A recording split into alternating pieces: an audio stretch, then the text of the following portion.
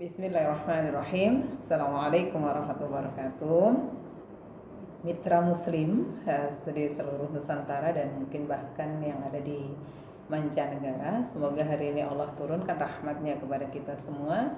Sejak tadi kita bisa alhamdulillah membuka mata hingga nanti kembali kita ke Allah, dan semoga besok juga diberikan hari yang lebih baik dari hari ini. Dan jika dalam diri kita masih ada kezaliman, dalam diri kita masih ada banyak hal yang perlu diperbaiki, semoga Allah beri kekuatan kepada kita untuk bisa selalu memperbaiki diri hingga kita akan bangga ketika kita berjumpa dengan Rasulullah dan Allah Subhanahu wa taala nantinya. Amin, amin. Ya.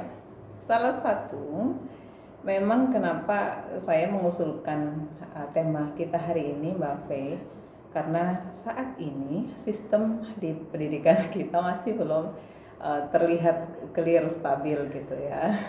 Baru saja ada PTM, kemudian kita kembali harus sama-sama bahu-membahu untuk berjuang tetap agar pandemi ini segera berakhir gitu kan. Sehingga anak kembali, kalau di Saim terpaksa kembali di rumah karena untuk antisipasi ya, preventif gitu ya.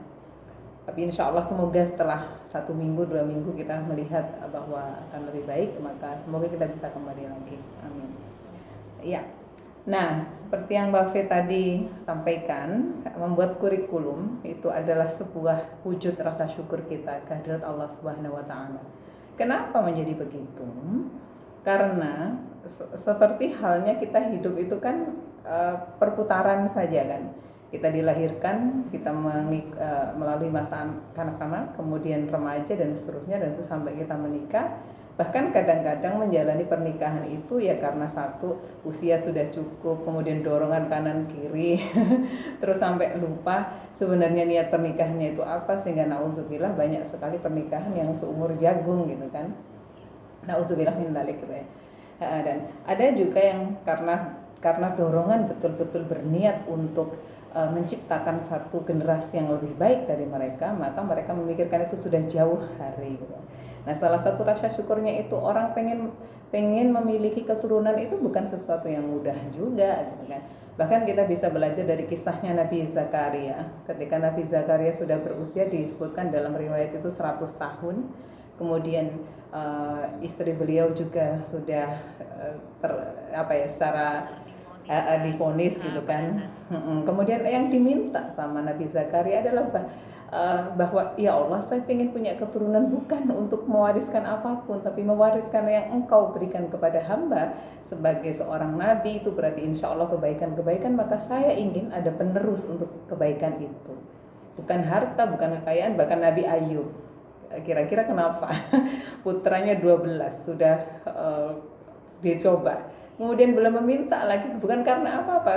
Saat meminta disembuhkan itu bukan karena beliau itu capek dengan sakitnya, tapi ingin, ya Allah, jika aku sehat maka aku akan bisa beribadah sedemikian hingga kembali dekat kepadamu, kan gitu kan ya permintaannya. Begitu pula Nabi Ibrahim, ketika beliau juga sudah sampai usia 80 tahun, meminta kembali keturunan itu bukan karena apa-apa, pengen apa yang diberikan tugas amanah dari Allah, kebaikan itu ada yang menyambungkannya. Nah, apakah sudah seperti itu niat kita dalam berumah tangga, kemudian berketurunan itu, apakah sudah seperti para nabi itu? Memang sekali lagi kita bilang, kita bukan para nabi, ya. Tapi kita bisa meneladani itu. Bahkan Rasulullah itu sangat istimewa ya. Beliau memiliki keturunan yang akhirnya kemudian keturunannya bagi Allah juga berkehendak yang lain gitu ya.